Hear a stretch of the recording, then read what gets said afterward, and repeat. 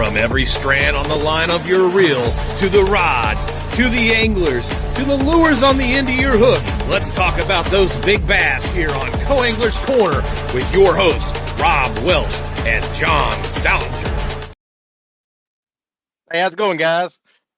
John's under the weather tonight, so he couldn't make it, so he told me to go ahead and go ahead. So, but I'm pleased to have a good friend of mine, Mr. Josh Nelson from Port Clinton, Ohio. And he's a stick from up that area, so I'm definitely interested. I know he's a kind of finesse guru with the Ned and the tube, so that's right up my alley. So, welcome, Josh. Any Thanks, you want to kind of say how you got started in tournaments and fishing or whatnot? Yeah, so I got started in fishing back around 2014 again.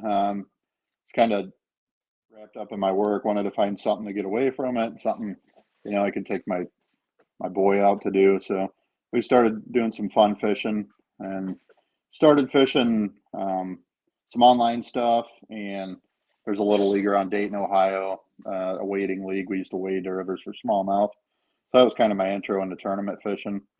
Got wrapped up with a bass club out of Toledo called the Northwest Ohio Bass Club.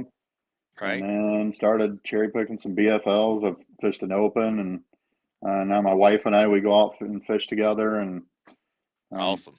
Just have a good time with it. So that's good, man. Yeah, I kind of got into it late 90s, early 2000s, and kids and work and working 2 jobs. I got out of it, and then 2017 I got back into it. So been lucky. Good deal. Yeah, we'll have some comments and questions come up here. We actually got a good friend of ours, Rick Amato. Hey, Rick, he's down in Florida. He's always tuning in. Appreciate you, Rick. Hope everything's good down your way. Like I said, I know you're kind of known for your finesse, and of course, this is Co-Angler's Night, Tuesday night. So I know you're really good on Ned Rig. You want to share some of your setups and secrets? Because I've done a little bit of it, but I'm not confident in it yet. But that's something I need to get better on for sure. So the Ned Rig's kind of nice because you can catch anything with it. And I live right on Lake Erie, and that's a pretty hot technique for smallmouth as well. My biggest one is I use a 611 medium and 10-pound P-line tactical fluorocarbon. You use the lightest head possible. I know a lot of people's heard that. An 1/8 or even a 10th ounce head. Small little Ned Rig bait of your choice, either the Z-Man finesse TRDs or the missile baits. Ned Rig bait, and you just pitch it out there, and sometimes it'll work on itself. You just kind of got to play around with it until you figure out what they want. Swimming it, hopping it, or sometimes just dead in colder weather. Sometimes just dead sticking it and let it bob around down there on the bottom, and it'll attract the fish. So as I said, you'll catch just about anything on it. Yeah. I'll say I've dabbled in a little bit, and I've caught some bass, some decent size, and but they got a good range of colors for sure.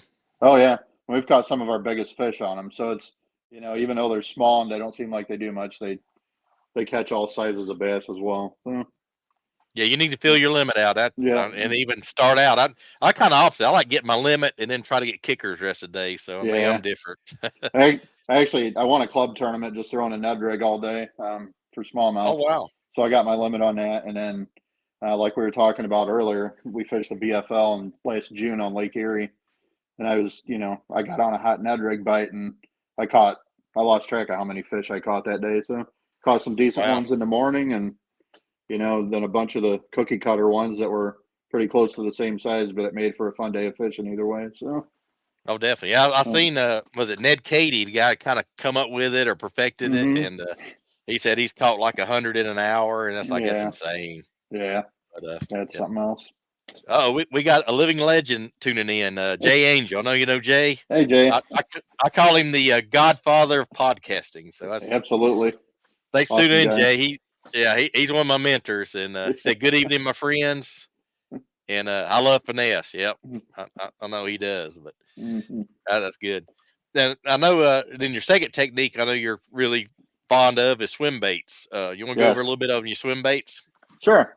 So my favorite swim bait I like to use is a Big Joshy swim bait. They're kind of a staple in Ohio. They work so well that they don't advertise very much because if you talk to any angler up here, most people have them in their bags, and this is the most popular size that I use is a 2.75. This Yep. is actually the new show color. Every year for the fishing expos, they'll make a limited edition color. Wow. And then they'll run it. So this is the Tiger Gilly color, but my favorite ones are a smoke shad and one that's similar to this color, and I can get it Yep. out. And kind of, again, when the shad are starting to move in shallow and the bass are as well, you just pitch them out there and vary the speed up, and be surprised how good of a day you can have on them. Oh yeah, definitely. This is a smoke shad color. Oh, I like That that one's- two-tone. That's sharp. Yeah. And this is good for bass and crappie. Crappie love this thing too. So if you're out to catch some crappie or bass, I would have that one tied on. And then a bass candy color. Yeah, you That's can tell good for large or that smallmouth. that tail's got a ton of action. Just you sitting there holding it. Yeah. Yeah, so those are the minnow style. They make different kinds. But those are actually the minnow style. And then they make goby style baits. Oh, I And they got make you. a 5-inch J5 swim bait as well. So, but those things are good to have, especially in the spring and fall time. They work all year, but those are my two favorite times of the year to throw them. I got you. What kind of head do you like to throw? Just like a ball head, So, or a simple ball jig head is Yep. really all you need. And in fact, if you buy a pack of them, they actually put a jig head in your pack of swim baits. oh, cool. So there's That's there's neat. been times I've just picked up that spinning pole I use for the Ned rigs, and I Yep. threw a couple packs of those in my pocket and just went out and walked the bank, and they give you everything you need in the pack, and you can catch quite a few fish on them. So That's neat. I like that. Yeah. That's pretty sharp. That's something nobody else does. yeah, those But, are good baits to have. So Yeah, I have to get some because I got a little small lake here at the Army base. I still got a fishing pass, and Mhm. I'll grab some Senkos and a pair of hooks, and like I said, spinning rod, and walk the banks. So yeah, and if you go on their Cool. site, they even have a color chart for their different baits. So it'll tell you what works good for bass, what works good for Oh. sawguy, crappie, and that sort of thing. So oh, cool. they help you out that way. You can go on there and do your research on the site, and then order what you need. So Yeah, I think we got a banner. I think actually for them. Yeah, there we go. Yep. Yep. So I'll let that run a little bit, but yeah, I know they're an Ohio company too, aren't they? Local. Yep, out of Columbus. Yep. Yeah. They're So you good can't people beat down that. there. So no. Yeah, I've seen. I think I was at Columbus show last year. Saw them, and Cincinnati. I think I was there at Cincinnati last year. So Yeah. good booth, good setup. Yeah, they are, and they're Yep. busy. It's good. They're busy too, and they're really good baits. So Yeah, well definitely. made, and they catch a lot of fish. So No, you can't beat that. You ever not fish at them all. on a rig? I know a rigs real popular here this time of year. So I've pitched A-rigs a couple times. You're only allowed to have 3 hooks in Ohio. Yeah, same in so Kentucky.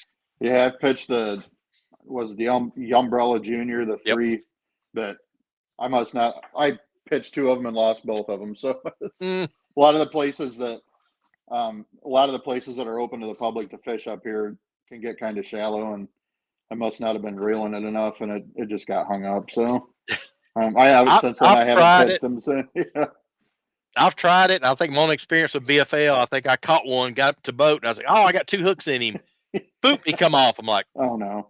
"What happened?" He wasn't a real big one, but yeah, I couldn't believe it. But Yeah. Dale Hollow is real big, but I think it's almost they've seen it so much they're getting kind of used to it.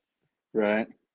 But I just one company's got a new A rig. It's got like clear leads on it. Pretty cool. Stealth lures? Is that what Yeah, they're- yeah, stealth. Yeah. Yeah, Yeah. that looks pretty cool.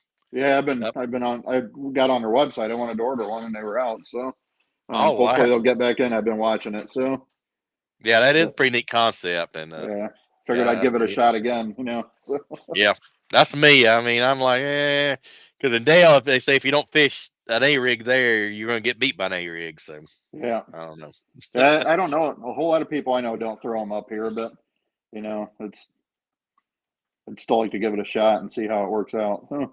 Yeah, I I'm sure know. they work Especially just fine, but seeing Jimmy Houston, some of his guys, catch 2 or 3 at a time, and like that's pretty impressive. yeah. But, On some lakes in Ohio, that'd be good to catch in a day. So Yeah, and I'm like you. I like the smaller A rigs and finesse. I know Shane's Baits out of North Carolina has a smaller one, sort of like the Yum Junior, and it's pretty Hmm. neat because you can replace the head on it, replace arms. So that's pretty cool concept. Yeah. But anyway, and then I know another finesse technique you're big on. I'm huge on is tubes, plastic Oh, tubes. I know yeah. they've kind of fell out of favor, but I think that's to our advantage. They Oh, don't see it as absolutely. much. Yeah. If you come up here, especially on Erie, and don't have a tube, it's should have one handy to throw. So my biggest Yep. smallmouth was I didn't have a scale, but I had I measured him. He was 22 inches that I caught, and I caught him Oh on a wow, tube. So yeah, green pumpkin with awesome. purple and gold flake. Yeah, you got Yep, to have one of definitely. those tied on up here. So, Yep. but Oh like you said, I don't see many people throwing those either. So no, not like used to. yeah, I think you answered this, but Jay had a question. Do those swim baits imitate gobies? On that one you had looked just like a goby with a big head. yeah, they actually make a goby style bait. I don't know if you can see that very well. Wow. Yeah, that thing's Yeah, but that's sharp. you can throw that on a little ball jig head or a Ned rig head or a drop shot, and it normally I'll put it on a Ned rig head and fish it right on the bottom and just kind of hop it along a little, and it does good. Yeah. And talking about Ned rigs, I know a couple guys they will actually cut the little pointy, like the little stub, on there. It keeps the bait on. They'll cut it off and actually Hmm. glue it to the head. They'll put one Oh drop of wow. glue, and so yeah, because I Yeah. always have trouble getting that thing straight. It never. I get it all kind of curved around. We normally when we rig it up, I know it's not easy to see, but we'll go about like that, and then Yep. let it go, and it'll straighten right out. So Okay. Okay. and with this, especially if you use the Z-Man stuff, it holds on there pretty well. So never even thought about that trick, but Yeah, and then I think what was it B Lad or one of them said there's a little channel in those the, TRDs. I think. yeah, there is. If I had my glasses on, I'd be able to point it out. But there's you can actually see the seam. And that's the best Yeah. place to run it on. And then unless I get a freshwater drum or something that pulls it off, I'll just fish it until one side's beat up, and then I'll take it off and flip it around and put it on. And you can catch a lot of fish on one TRD. So they're very Yes. well constructed and they work. So Yeah, that seam. I started out like when I was a teenager, 100 years hmm ago, back in the '80s. We had the curly tail worms, and you'd run the oh yeah, seam. Get yeah. That's what I do. I get it tore up on one side, flip it over. So I still do yeah, that with my with the grubs I throw. yep, I'll flip them yep, over, on the seam. So yeah. But those tubes, I really got hot on the stupid tube, like the EWG. I really yeah. had good luck on those last few years because it falls so funny. Oh yeah. I I've guess I've looked at them and watched videos, but I've never tried them. So I just put the old there. fashioned tube jig head in and Yep. do it that way. So Yeah, because I was at Dale Hollow a couple years ago, and there was a little hump and it had grass all around it. And I said, "Well, hmm it's grass. I can't run open hook." So I did the stupid tube, and I caught two. I kid you not, I got two crappies like oh plate size, goodness. and I was like, they were so big they swallowed the tube, and I like lipped them like a bass. That's how big they were. And I was like, I don't want to throw them back. Yeah, So no. I did. Yeah, I did, and I got a keeper bass. So yeah, that was pretty cool. But Yeah. they was feeding Yeah, on there. those After things that, work. didn't have So nothing. Yeah. yeah. But I know a lot. I fished with an older guy in Nashville one time, and he was still flipping and pitching them. He used the 4 inch and Uh-huh. run the big flipping hook, so he did pretty good on it.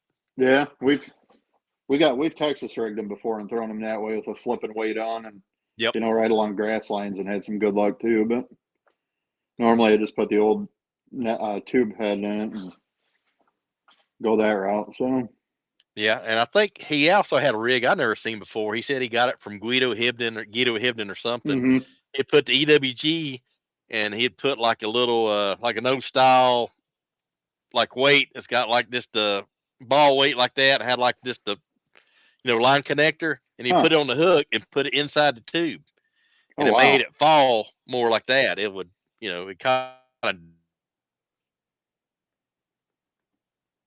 Hmm.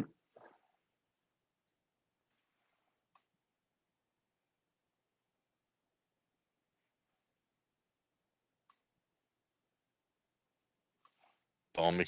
There it goes. There it goes. Okay. Yeah. I was waiting. I was holding my breath, like. But Me too. I didn't know if it was mine or yours. So. yeah, they might be mine, but I got like the server like right beside me, so I don't know. Yeah, It's Kentucky. It's probably mine. They're doing upgrades up here, and sometimes you just lose service and. Oh yeah, weird same here. spot, so. Yeah, Jay says, "Oh no," I know Jay knows all about the technical difficulties. Absolutely. It happens. It happens. I think I was doing a live one time, and I think it was for Vector Hooks. I was doing a live for them, and power went out. Never goes out my neighborhood ever, and it lost power. And my owner JB was going, just keep on going. And I was put a flashlight before it come back on. Anyway, Nice. But on twos, what's kind of your go-to colors? So I like anything with like a green pumpkin, purple and gold flake, or a green pumpkin and purple flake that imitates a goby. Yep. And then just a flat out green pumpkin. Yep. I have anything I throw, I pretty much have green pumpkin available. Oh yeah.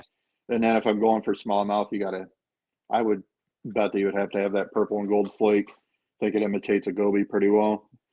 So those two, and then a black and blue and some sort of bait fish color, whatever the bait fish is where you're fishing. You know, I like salt and pepper or something. Yeah, something with like a black back and a white. And I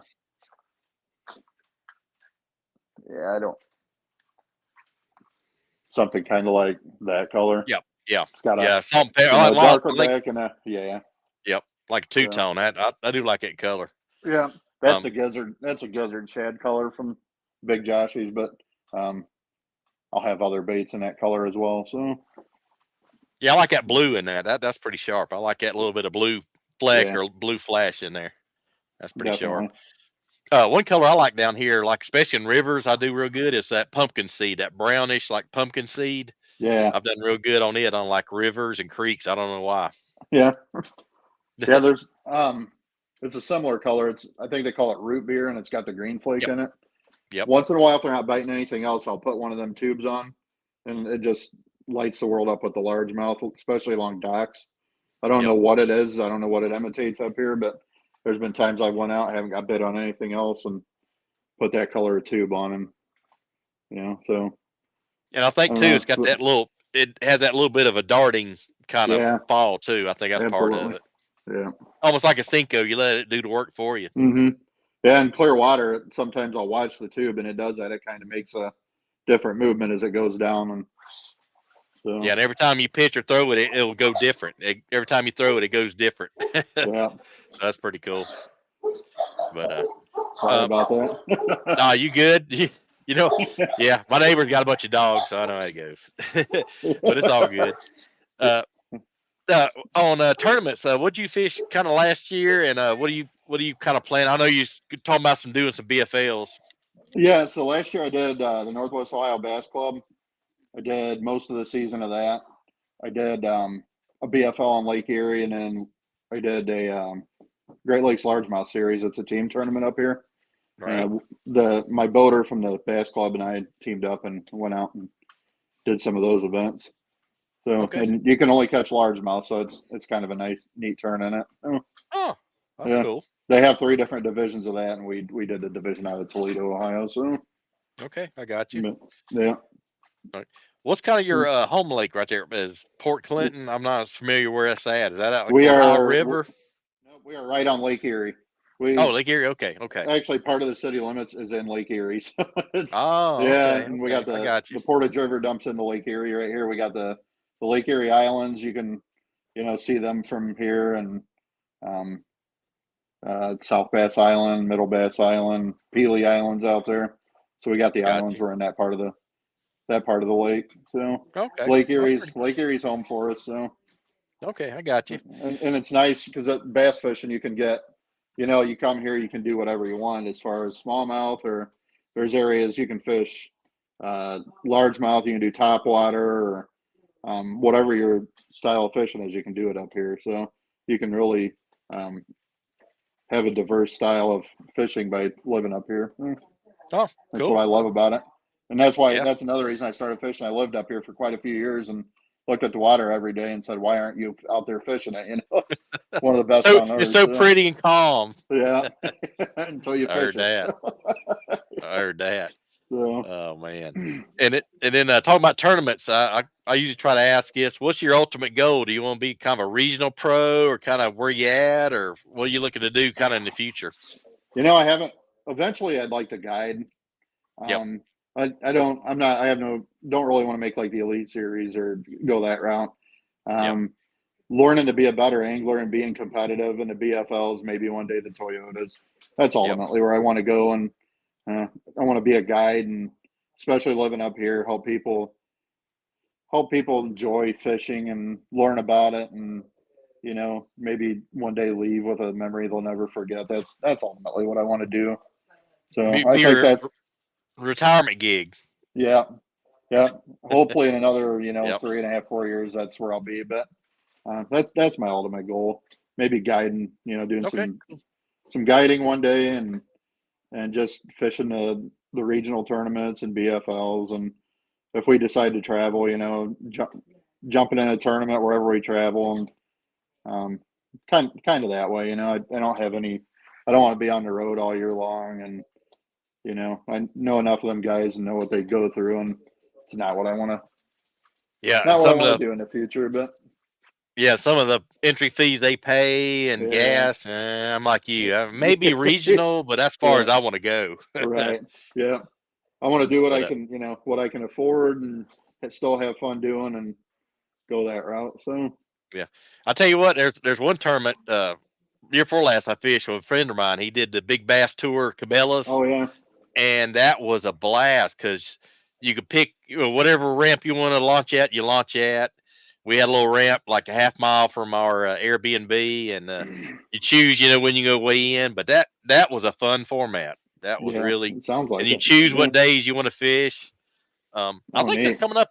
I think they're coming up to New York. I can't remember which lake or Hmm. one of them, but yeah, you get a chance to, man. If you see one close, go for that Big Bass Tour of Cabela's. It was a lot of fun.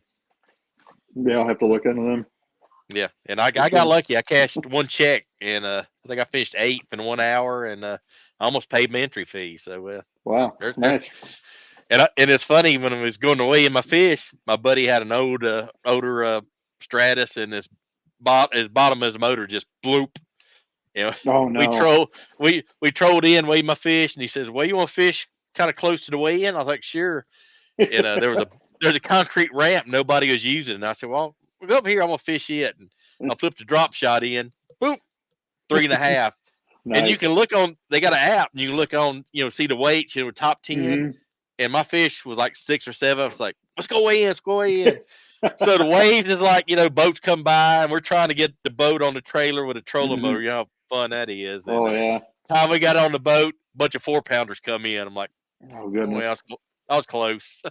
I cashed one check that day, so I was happy. So, Hey, there you go. 'cause Yeah. yeah, but yeah, that is. If you get a chance to got one close, fish at, man, that is really fun, and it's Oh real yeah. laid back. You don't have to worry about if you miss your way in, I'll get it next hour. So, Right. Yeah, that'd be but fun. yeah, it's a cool format, and like I said, and launch where you want to, so you don't have 200 boats launching and waiting in line for an hour after a tournament. So it's pretty cool. Right. A lot Right. less stress. A lot less Yeah. stress. Sounds like it. But That'd be fun. yep. And I guess since we're on Co-Angler Tuesday, you have any good tips? But for co-anglers just starting out, I know a lot of guys, just getting out of college or high school, they're doing the Hmm. co-angler thing in BFLs. You got any kind of tips or what you kind of do as a co-angler? Just from what I've learned, when I was starting out, I talked to some other co-anglers, and they were a big help. Just, especially if you want to fish, the BFLs are higher. There's some things, I guess, I don't want to say not fishing, but not technique wise, you want to know about going in, things Yeah. to help your boater out, Yep. uh, gas money, Yeah. just things to do on the water with your boater, and other anglers that will, is just as important as what fishing is, to make your day a whole lot better. So, you want to get on and talk to your boater, especially if you don't know them, and see what they expect out of you. If they hook Yep. up, if they, in the BFLs, if they want you to be when to net, when not to net, when to just get out of the way, or Yep. where to put your gear and things like that, and um, what kind of help you can be. And that'll make your day a whole lot better. I've been blessed with good boaters every single tournament out, so no complaints there. But those are things that I've learned along the way that that would help out. Yeah, and then the I'm like favorite you. one. Every time I go out, I learn something. I mean, my boater, he could catch 24 pounds or no pounds, and I still learn something from him. So. Right, absolutely. I mean, just yeah, I guess the one thing that I was told, and I've heard it a lot of other places, is don't necessarily throw what your boater does. A lot of times Yep. what I try to do, if they're throwing more of a power technique, I'll throw finesse. Unless they're hitting it on every other cast, then I might pick up something similar, and or vice versa. If they're throwing finesse, and especially if it's not working, change it up a little bit, and don't just get locked into what they're doing. It's kind of do your own thing too. So yeah, and I've had a situation. I had a young boater at Del Hollow, mhm. and he was fishing a crankbait or something, and he was grinding, and I just dropped a drop shot at the back and just drug it, and Yeah. doop doop. And about the third, fourth fish, he finally said, "What are you doing back there?" and I showed him. He says, "I've never drop shot. Show me how to do it." 5 minutes, I had him going, and he started catching. Yeah, nice. And I still see him at tournaments. He'll say, "Hey, but Yeah, and yeah, that's I the thing. mean, You can make some great friends, being out there, especially if you help each other out. And yeah, I'm not, I guess the way I see it, I'm not competing against them. I want them to do good no, too, and I'm willing to help them out if they need it. So yeah, it's almost you got to have like a team mentality, yeah, absolutely. net to Yep. fish, respect his boat like it was. Right. Like I say, I tell young guys, think of it as your dad's boat. That's what you Right. need to think. Young guys and gals, think of it as your dad's boat, and you mess up dad's boat, you're gonna get it. Yeah, definitely. Yeah, Yeah, and, the boaters, they put a lot of time that, and some of the, especially the newer co-anglers, got to remember is those boaters put a lot of other time in that you don't see, and oh yeah, getting things ready and hauling the boat up and pre-fishing, Yep. so you got to keep that in mind as well. So the more help you can be to them, the better, your tournament's going to turn out. So yeah, and then seeing boat prices here the last few years, oh yeah, wow, yeah, that's why I'm still a definitely. co-angler. Yeah, you and me both. Yeah, I see boats now that's like as worth as much as my first house was. That Oh wasn't yeah, that long ago. yeah, But definitely. and another thing that I do, like the night before, you call your boater, or your boater calls you after the pairings, and I always ask the same question: "Hey, we're gonna fish shallow or deep, and Hmm. then fast or slow." And I know, sometimes they have to change plans, but you kind of get a general idea of what he wants to do. I mean, Right. they're not. Don't ask them, "Hey, where are we fishing at?" They're not Yeah. gonna tell you exactly Yep. where they're gonna fish at. Long runs, short runs. Up here, Yep. largemouth, smallmouth. Yep. Kind of the general questions, and that'll help me pack too. Like we were talking before the show, I've tried to downgrade the amount of gear I take out.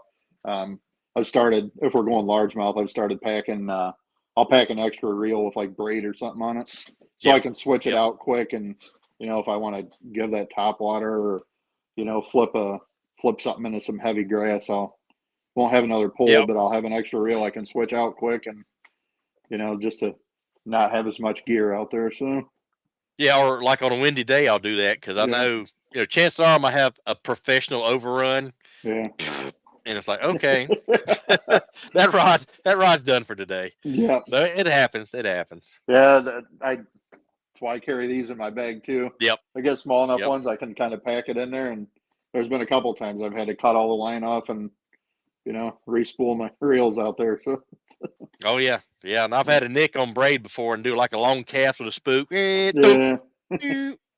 What happened? What happened? yeah. What was that? Mhm. So it happens. It happens to the best Definitely. of us. So.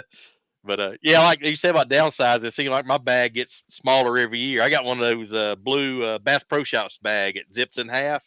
Yeah. And actually, the bottom half I don't take anymore. I just take the top half. Oh wow. Yeah, I Yeah, started out and with one of them yellow waterproof Bass Pro yeah, bags. yeah. And I'm like, this is too much gear. So now I'm in a Plano backpack and Yeah. try to fit out most of my gear in there and pulls in my hand, Yeah, and that's what I take out. So yeah. You show up with 100 pounds of tackle, your boater's oh gonna yeah, give you the evil eye. Like yeah. they're gonna get you the evil eye.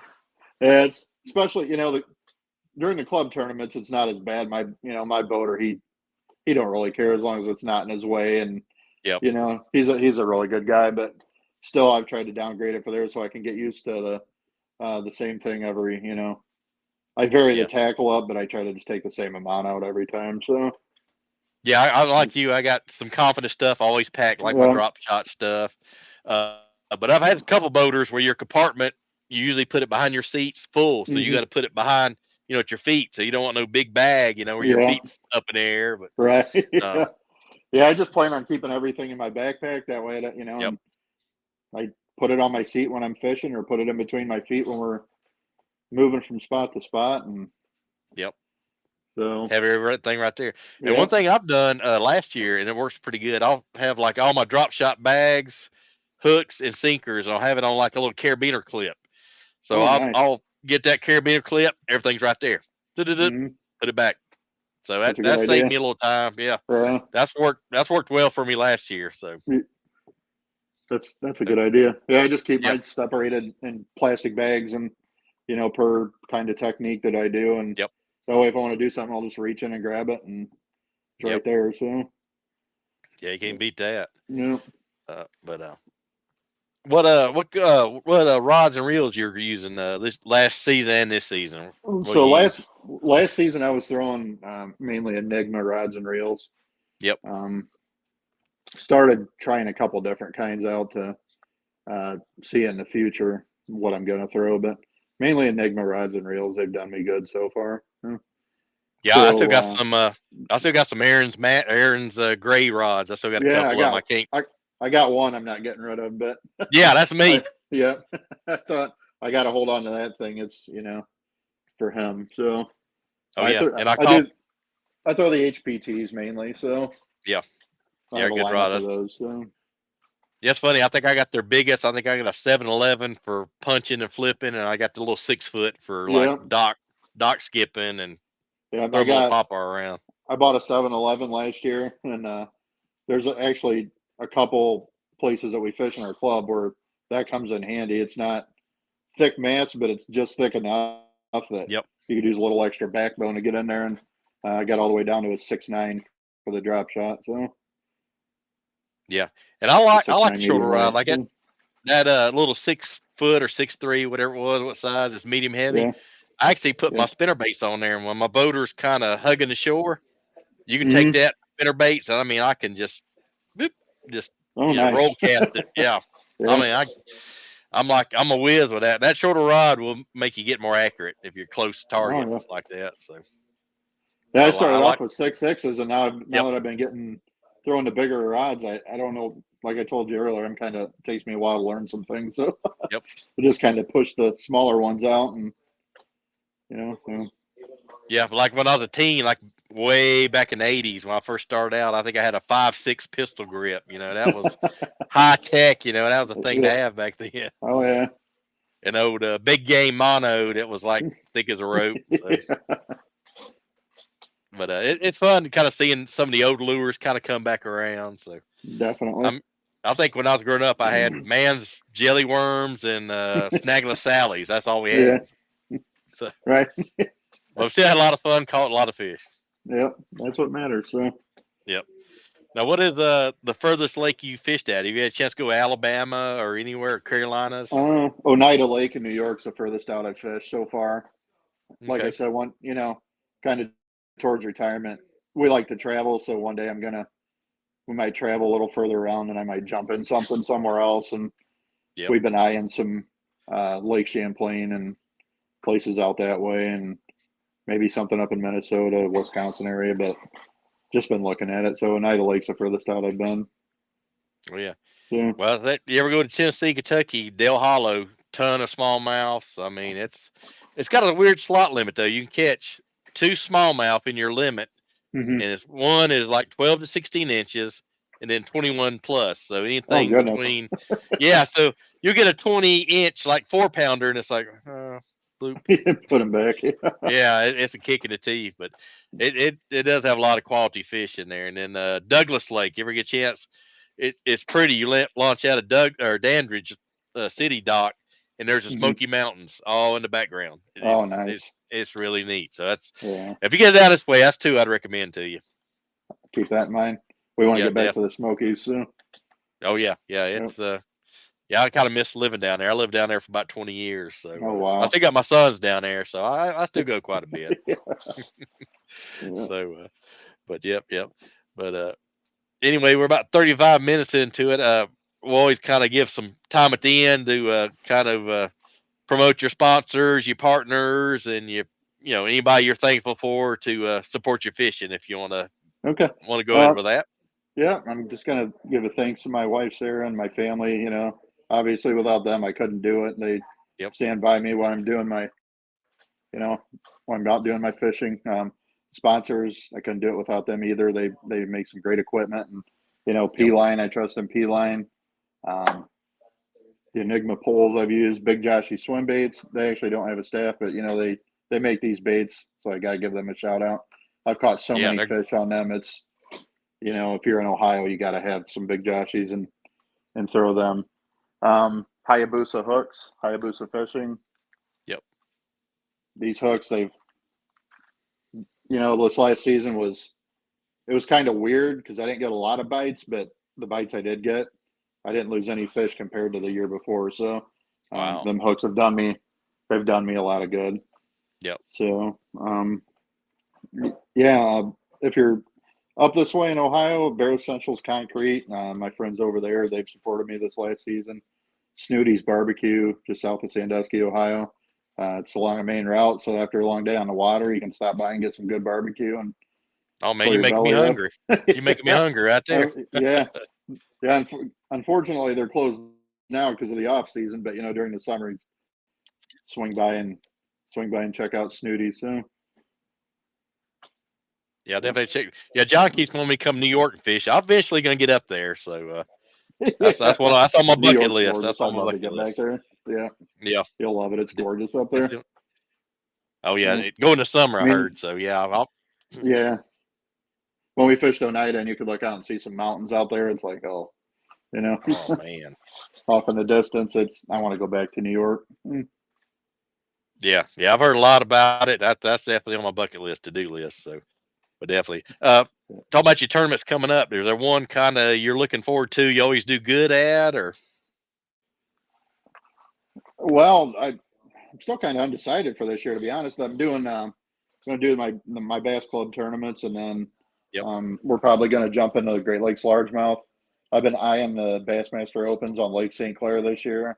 I may yep. jump into that. So, still got some. It kind of depends on my work schedule, and Oh yeah, got to see what I can do as far as that goes. But that's the one I'd really love to do. St. Clair's only an hour and a half to 2 hours from my house, and I've never fished it. So that's kind of my number one bucket list lake yeah. to The get on. So, Bassmaster Opens is a lot of fun because you at least get yeah. 2 days of fishing. Oh So you at yeah. least get two separate guys. And one thing on day 3, they don't have co-anglers anymore, but you can go in as Hmm. a marshal. And I did that at Douglas, and I mean, that's when you're a marshal, you can just kind of kick back and watch your boater, you know, ask questions, talk back and forth. So if you do Yeah. open, man, go sign up for a marshal for day 3. It's really worth it. I'll have to do that. Yeah. Yeah. The Yeah. opens. I've only fished one, but I'll tell you what, the amount that I learned. I had two amazing boaters, and Yep. day two, I wasn't very good at drop shotting, but day two, my boater Kurt Dove, he took Oh a wow. minute out of his day, and he kind of laid out some things that my thick head needed to know, you know, as far as hooks and this and that. And I'll tell you what, my drop shot game has improved tenfold after that. So, um, it's definitely worth it if nothing else for the education. So, Yeah, I say Kurt was a pretty cool dude to fish with, I'd say. oh yeah, yeah, he was an awesome guy. So I was glad Yeah. I got to fish with him. So, Yeah, and everything on the Bass Opens I noticed is your talent level's way up because oh yeah, I think I fished 3 of them, and my first one I got paired with Gerald Swindle for day 1. oh wow, And then I think the one at Cherokee, I got paired up with Clay Dyer. oh So nice, it yeah, was 2 amazing days. So I mean, your talent when you go to definitely. Bass Open, Yeah. chances of you getting a top notch guy is very high. Yeah, and the first one, it was kind of like, you know, I was with Quentin Capo the first day, and then Kurt Yep. Dove the second day. And when you're sitting there in a boat with them two guys, and then you look around and you got all these guys you've, you know, been watching on TV, or Yeah. you watch your YouTube videos to learn. Yep. It's like, oh goodness, you know, it's This is real now. So Yeah, you're fishing, you see them go by or like Yeah. pass you up. It's like, wow, I'm Yeah. running with the big boys now. yeah, you Yeah, that hear is them guys fun. talking, and you look over, you're like, oh, that's this person. Or, it's kind of neat. So Yeah, and real well run tournament. oh yeah, They got it down, but yeah, it's yeah, they're amazing a lot how of fun. smooth 200 boats can run in a Yeah. tournament like that. So Yeah, they fire them out, but it goes mhm. real smooth. Like I said, and I said you're right. That level of tournament, the level of guys you fish with, get a chance to fish with, is Mhm. pretty unbelievable. Definitely. Definitely, definitely. But hope everybody had their notebooks out, or when they do replay, take some notes because there was a bunch of co-angler juice shared with this guy right here. So, but like I said, everybody keep John in your prayers and minds. He's down under the weather a little bit, so he'll be back. But he told me to press on, so I was, yes sir, Captain. So I pressed on. He's kind of my technical guru, so hey, I figured it out, so it went all right. One little glitch, so that's not too bad. No, not at all. Yeah. But anyway, well, whatever you fish this year, man, we'll be following you and looking forward to you holding up some big fish picks at the Sounds weigh-ins, and good. we wish you good luck and tight lines, man, for sure. I appreciate it. Thanks for having me on. All right, appreciate you, man. Like I said, I hope you have a good season, and I'm sure I'll be talking to you, hitting you up. So, All right. You have a good season too. all right, man. Thank you, Josh, Yep. and thanks for everybody for watching, and we'll see you next show.